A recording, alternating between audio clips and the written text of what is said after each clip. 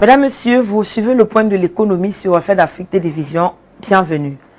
À l'occasion d'une visite de chantier le 9 avril dernier à Douala, le maire de la ville, le Dr Roger Mbassadine, a annoncé la mobilisation de 1,8 milliard de francs CFA pour indemniser 300 ménages affectés par le projet d'aménagement de la voie sur les berges du Vouri.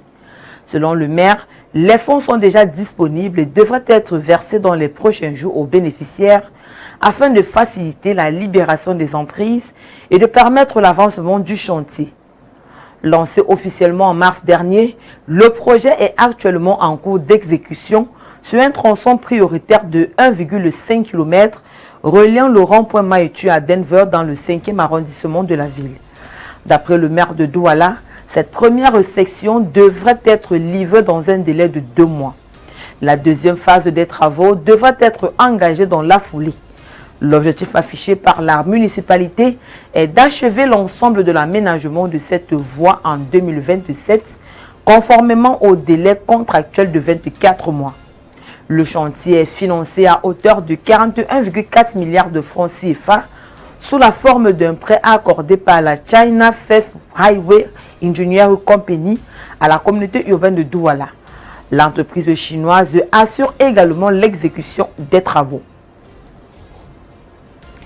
Après la découverte de graves irrégularités révélant des indices de corruption et de mauvaise gestion des ressources publiques au sein de l'Institut national de la sécurité sociale, le gouvernement équato-guinéen durcit le ton. En effet, le rapport d'audit 2025 de l'Institut national de la sécurité sociale INSESO mettait en évidence des faits préoccupants, notamment l'attribution de travaux sans contrat à une entreprise pour plus de 1,2 milliard de francs CFA, ainsi que des paiements importants pour des services juridiques déjà assurés en interne.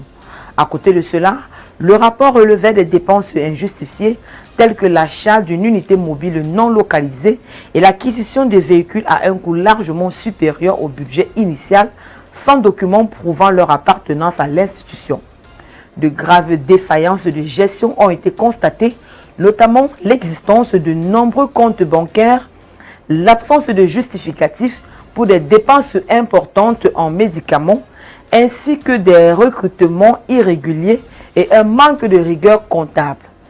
Face à cette situation, le vice-président de Guinée équatoriale, Théodora Obiangema Mangué, a convoqué une réunion au cours de laquelle il a accordé un délai de 3 mois à la nouvelle équipe de direction de l'INSESO pour lui présenter un plan de redressement conforme aux recommandations de l'audit sous peine de sanctions immédiates.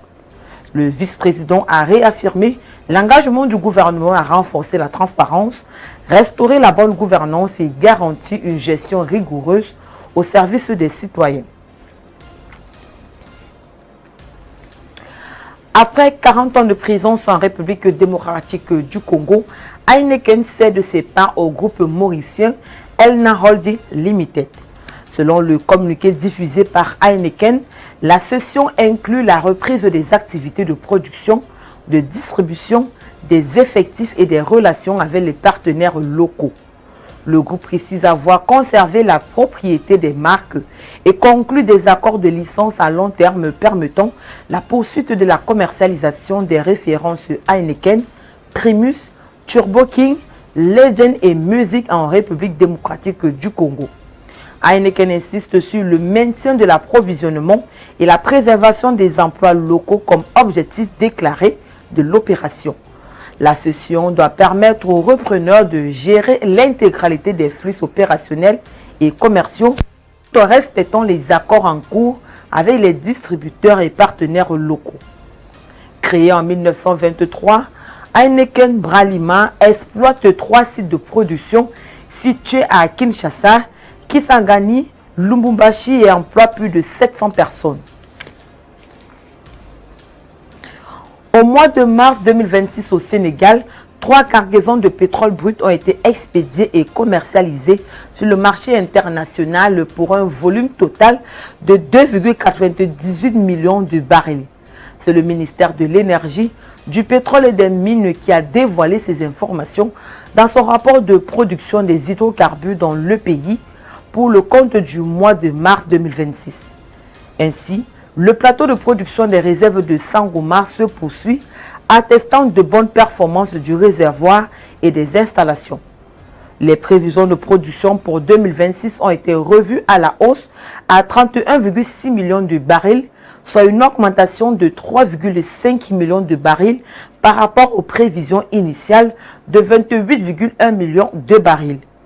Au gisement gazier de Grande Tortue à Imehine, 4 cargaisons de gaz naturel liquéfié ont été exportées en mars 2026, ce qui représente un volume total de 0,66 millions de mètres cubes de gaz liquéfié, de gaz naturel liquéfié, contre 0,5 millions de mètres cubes en février dernier. Il faut noter que l'État du Sénégal est dans une optique de diversifier son économie tout en faisant du pétrole et du gaz un catalyseur, notamment dans un contexte marqué par la crise au Moyen-Orient. C'est la fin de cette édition. Retrouvons-nous dans quelques jours pour une nouvelle sortie.